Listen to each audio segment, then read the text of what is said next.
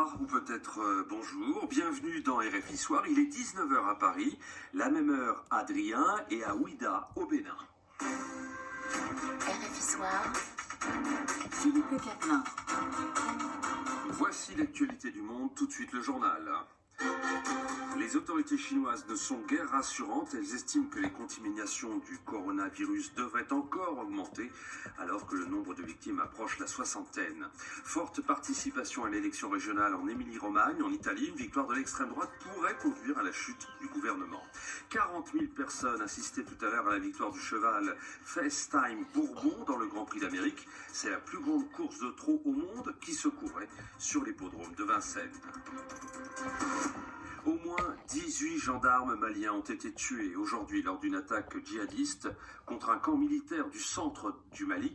Était visé le camp de Sokolo dans la région de Ségou, qui est la dernière localité avant la frontière avec la Mauritanie.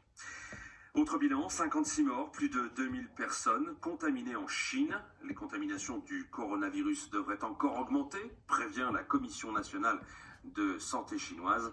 Plus de détails avec Elena Tomic. 1000 cas probables de contamination pourraient donc venir s'ajouter aux 2000 cas avérés selon le maire de Wuhan. Cette mégapole industrielle au centre de la Chine est placée depuis jeudi en quarantaine. Le port du masque est obligatoire, les sorties en ville réduites au strict minimum. La circulation est interdite dans le centre-ville à l'exception des services d'ambulance et des chauffeurs autorisés à transporter les malades vers les hôpitaux. Si des études commencent à démontrer que le taux de mortalité du virus est assez faible, les déclarations du ministère de la Santé sont loin d'être rassurantes. Les responsables sanitaires ont ainsi reconnu ce dimanche que la propagation du virus était assez rapide, qu'ils ne maîtrisaient pas totalement l'évolution de l'épidémie et qu'ils ne détenaient pas suffisamment d'informations concernant la mutation du virus. Une situation critique et complexe donc qui a incité plusieurs pays à évacuer prochainement leurs ressortissants, dont les États-Unis ou la France, qui comptent à Wuhan quelques 500 expatriés. Et en France, par précaution, les mairies de Bordeaux et de Paris, où se trouvent des malades, ont annulé les festivités du Nouvel An chinois. Preuve que la guerre en Afghanistan n'est pas terminée, les forces afghanes ont lancé des attaques aériennes et terrestres contre les talibans au cours de ces dernières 24 heures. Elles affirment avoir tué 51 combattants au moment où les représentants des États-Unis et des talibans sont réunis à Doha pour des négociations. C'est dans 3 heures que fermeront les bureaux de vote en Italie, où tout le monde suit l'élection régionale en Émilie-Romagne. Une victoire de l'extrême droite pourrait conduire à la chute du gouvernement. À Menir, une chose est déjà à noter à 2 heures de la fermeture des bureaux de vote et pas 3 heures, c'est la forte participation. Oui, dès la mi-journée, 23,4% des électeurs avaient déjà voté, contre 10% en 2014.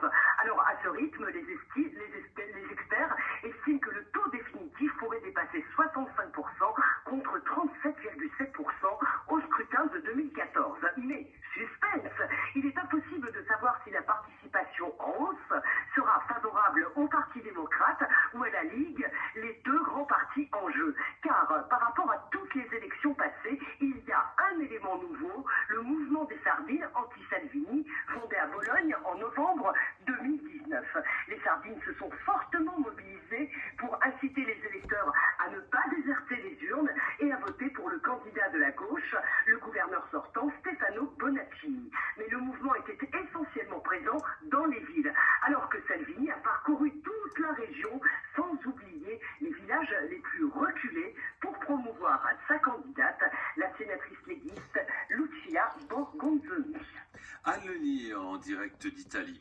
223 migrants, dont des femmes enceintes et des enfants, secourus en Méditerranée au large de la Libye. Ils sont maintenant à bord du navire humanitaire Ocean Viking en attente d'un port où débarquer. Après les mutilations dont ont été victimes certains gilets jaunes ou des contestataires de la réforme des retraites, l'annonce du ministre de l'Intérieur français, retrait d'équipement des forces de l'ordre de la grenade GLI F4, une arme utilisée dans les manifestations. Écoutons Christophe Castaner. Ces grenades explosives dites GLI F4, qui ont comme défaut de contenir de l'explosif, mais qui servent aux policiers que dans les cas les plus graves. J'ai pris la décision de les retirer. J'ai pris cette décision pour anticiper les conclusions que nous allons rendre dans le cadre du nouveau schéma national de gestion de l'ordre public. J'ai pris cette décision parce qu'effectivement, il est arrivé, il y a plusieurs mois déjà, pas récemment, que des policiers soient obligés de les utiliser pour se désengager d'une menace et que des manifestants, les prenant volontairement en main, se blessent gravement. C'est la raison pour laquelle je pense qu'il nous faut retirer les Gli F4. En Allemagne, les démineurs ont neutralisé 7 bombes datant de la Seconde Guerre mondiale sur le futur site de la première usine européenne du constructeur automobile américain Tesla. Elle sera située près de Berlin. Puis en France, le prince bleu de Montmartre s'en est allé. Le prince bleu de Montmartre, c'était le surnom de Michou, en raison de sa couleur fétiche, du costume aux lunettes, sous un éternel brushing blond platine. Le célèbre directeur du cabaret transformiste de Montmartre à Paris est donc décédé à l'âge de 88 ans. Il avait servi d'inspiration au classique du cinéma, La Cage aux folles, et la maire de Paris rend hommage à, je cite, une immense figure de la tolérance et de la nuit parisienne. Venons-en au sport avec vous, Tom Rossi. Commençons par cet hommage rendu par le Football Club de Nantes à Emiliano Sala. Il avait péri le 21 janvier 2019 dans un accident d'avion à seulement 28 ans. Un peu plus d'un an plus tard, l'émotion à la Beaujoire était encore très perceptible avant le match de la 21e journée de Ligue 1 face à Bordeaux. Une bâche à son effigie, un tifo, une minute d'applaudissements, des chants à sa gloire et un maillot couleur ciel et blanc comme celle de son pays d'origine, l'Argentine. C'est un très bel hommage que Nantes a rendu à son ancien attaquant. Sur le terrain, victoire 1-0 de Bordeaux, but de Jimmy Briand en fin de match. Plus tôt, Lyon s'était imposé 3-0 face à la Lanterne Rouge qu'est Toulouse. Une rencontre marquée par le premier but pour son premier match avec l'OL du Camerounais Karl Toko Ekambi. Il était entré en jeu en première période pour remplacer Martin Terrier, victime d'un malaise vagal. Il va mieux à présent. Toko Ekambi, qui ne s'attendait pas à jouer si tôt dans le match, découvre ses nouveaux coéquipiers. C'est une première, je suis rentré sans m'échauffer, sans connaître mes partenaires. Voilà, bon après j'ai réussi à marquer ce but-là, mais bon après voilà, c'est le début, c'est compliqué. Je connais pas encore mes partenaires, il va falloir du temps, mais bon après je suis satisfait du résultat. On avait à cœur de gagner ces 3 points parce qu'on sait que ça nous rapprocherait des places européennes, donc on l'a fait, on est très satisfait. Karl Toko Ekambi avec nos confrères de Beansport. Et ce soir, le Paris Saint-Germain clôturera ce 21e chapitre à Lille. Le Nord, terre où le PSG avait reçu une claque 5-1 la saison dernière. L'entraîneur parisien Thomas Tuchel s'en souvient évidemment, de quoi faire preuve d'humilité ce soir. Attention, danger, prévient l'Allemand. C'est la meilleure équipe à domicile en ce moment. Et pour ça, on attend un match difficile, on attend un adversaire avec beaucoup de qualité. Normalement, dans une 4-4-2, très serré, très discipliné, avec beaucoup de qualité en transition, beaucoup de qualité offensivement. Osimhen, Ikoné, les deux ensemble sont très forts. Beaucoup de choses d'être attentif. C'est bien pour nous, grand challenge, grand défi. Et j'espère vraiment que nous sommes prêts pour ça. Thomas Tuchel avant Lille PSG à 20h, temps universel. Le football en Espagne et l'Atlético Madrid qui n'y arrive plus. Tenu en échec 0-0 à domicile par Leganés. Les Colchoneros s'enchaînent un 4e match de suite sans succès, toute compétition confondue. À une semaine du derby madrilène contre le Real, l'Atlético est 4e de Liga, distancé par le rival qui se déplace ce soir à Valladolid.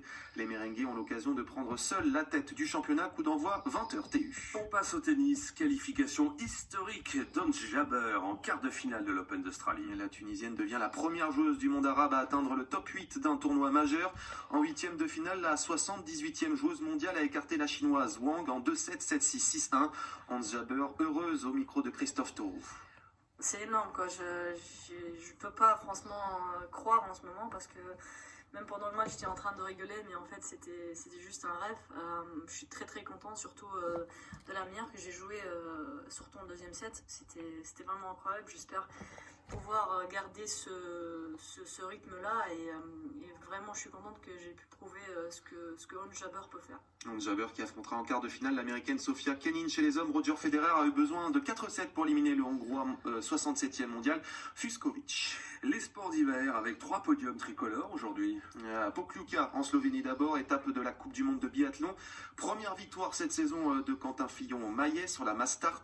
Chez les dames, la française Anaïs Bescon termine 3e. Podium également pour Clément Noël, 3e du slalom de Kitzbühel en Autriche, remporté par le Suisse Daniel Juhle. Et puis il me reste quelques secondes pour vous annoncer que l'Espagne remporte l'Euro de handball. Les Espagnols ont battu en finale la Croatie 22-20. Ils conservent leur titre et se qualifient pour les Jeux Olympiques. Ainsi va le monde. Vous écoutez Radio France Internationale, 19h10 à Paris.